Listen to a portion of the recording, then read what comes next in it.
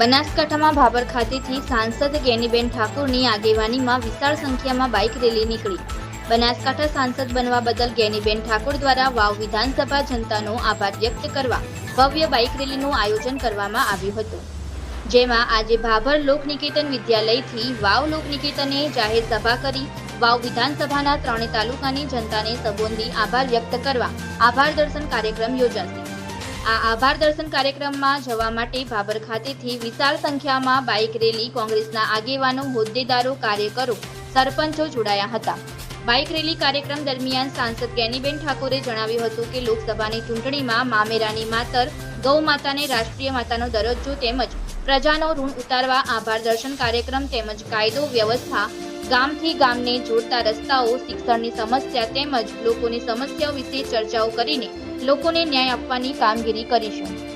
Reporter Shravan Kumar Prajapati, crime update news, Banaskantha.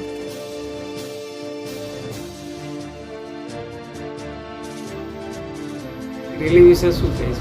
આજે વાવ, ભાભર, સોયગામ આ 3 તાલુકાના લોકસભાની ચૂંટણી વધ્યા પછી જે આભાર દર્શન કાર્યક્રમ રાખવામાં આવ્યો છે, આપણે એક પ્રણાલિકા છે કે લોકસભાની ચૂંટણી વખતે દરેક જગ્યાએ વાત કરવામાં આવી હતી કે ભાઈ હું જીતીશ તો મામેરાની માતર ખવડાવવા આવીશ। બીજી વાત કરી હતી કે બનાસકાંઠાની જનતાના આશીર્વાદ મળશે તો ગૌ માતાને રાષ્ટ્રીય માતાનો દરજ્જો મળે, એ માટે હું લોકસભામાં અવાજ ઉઠાવીશ। એટલે આજે ગૌશાળાના સંચાલકો સ્વાગત